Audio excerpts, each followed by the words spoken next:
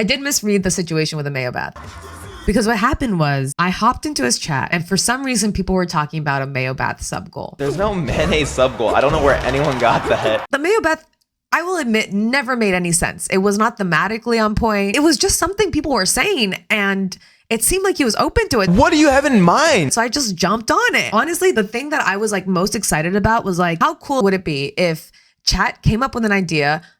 Who am I to judge good or bad? But it's an idea and it came to fruition by the end of the day. Like, that's cool. That's a cool thing to happen in the world. A hive mind comes up with an idea and it's executed within a day. Kind of cool. In theory. Not so much in execution. Ew, my ass! He kept saying, no, I'm not going to do a mayo bath. And he was saying with such like levels of exaggeration that I was like, is he open to a mayo bath? No! There will be no mayo on this stream. This is insane. It doesn't even make sense with a suck to a theme. Who said mayo in the first place? Like, he didn't just like shut it down. He kept reading every comment about a mayo bath. Dude! Maybe he wants to do a mayo bath. There is no mayo portion. Because if he didn't want to do the mayo bath, he would just ignore these comments. Because Zan, as we all know, is so good at ignoring chat. Zan ignoring chat? How so? And I was like, he's giving a lot of air to mayo bath. Does he want to be given a mayo bath? I swear, like, I thought he was probably like 50-50 and was like, I mean, I don't want to do it, but it seems like everyone wants me to do it and it's probably going to be fun. So I'll do it. That's where I thought his mind was at. When I went and procured the kiddie pool and the 50 jars of mayo, I did not think I was forcing him into a tub of mayo. And I was like Stockholm Syndrome, if even the kidnappers thought they were doing the right thing. He was so firmly against it the whole time, but I misread. I swear to you, I misread. Because had I known that he was that against it, I don't like when he's mad at me. When I showed up to his office and when the mayo started coming out, the vibes in the room were so far off. Like, I don't know if you guys could tell, but the vibes were so far off.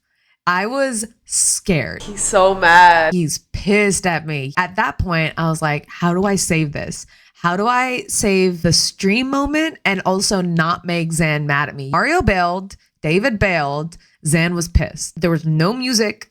There were no good vibes. I'm a vibes driven person. And so in my head, I was like, well, there was a mayo bath promised. The sub goal was reached. There must be a mayo bath. The only solution is I get in the mayo bath. I'm gonna get in the mayo tub. No. Yup. You're making a big deal of it. I'm gonna get in. But what I didn't know was as I was prepping this mayo bath, everyone in chat is spamming, Hannah, Zan has to get in the mayo bath. It cannot be you. It has to be Zan. It has to be Zan. It has to be Zan. It has to be Zan. I'm not seeing this, but Zan's reading it and he's feeling the pressure. So he's like, well, fuck this. If she gets in, then it's even worse. And so he's now getting even madder at me because I'm like, no, I'm going to do it. I'm going to get in the mayo bath. And the vibes are just worsening. The anger is heightening, the tension is heightening, and the vibes are worsening. I will stand by that mayo bath could have been a fun thing. And I think it still came out okay. So stupid. But it could have been way more fun. I think some people liked it, some people didn't. And mind you, it was like midnight, right? Like, and I'm tired. I'm exhausted. The cleanup afterwards was maybe the most, it was so uncomfy. It was so uncomfy. And I felt so bad because I knew I had made this happen. I knew I had put him in this position, but I also knew there was no getting out at that point. The thing to know about Zan is that he, while not spiteful, will want to be proven right. So as I had set up this whole thing and I've been like, the cleanup will be easy. I'll take care of it. Not a problem, blah, blah, blah.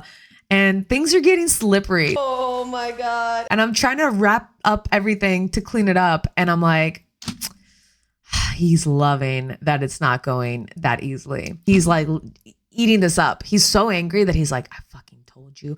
But he's not saying anything. He's just silent. It was really good sibling bonding because you know what happened after? We clean in silence. And then also, neither of us have the code to get into the dumpster in his building. So we had to chuck this thing over the gate of the dumpster while making sure no mayo was spilled. And we're still not talking. We're still not talking to each other. It's now the dark of the night. It's 1:30 in the morning. And we're chucking this thing over the dumpster fence, trying to get rid of it. We get in my car silently.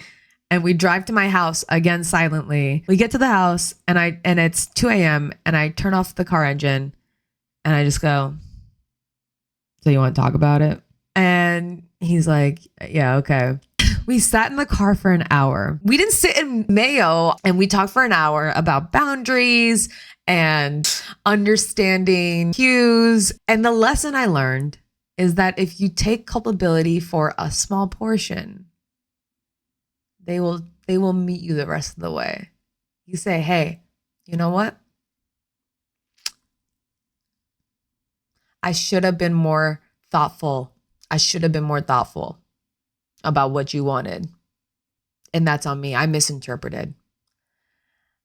And then he said, it wasn't a terrible idea. And, maybe even I liked it. Who knows? I'll reflect on it. Maybe I'll look back and say, hey, that was fun. And it wasn't all your fault. And I'm just sitting there soaking it up. It wasn't all my fault. He liked it. He's not mad at me. All because I gave him 5%. 5% of an apology, 5% of the way I said, hey, I should have been a little bit more considerate. I'm sorry for that. Absolved. I absolve you. Look at the legacy I've made. So now the lesson I walked away from,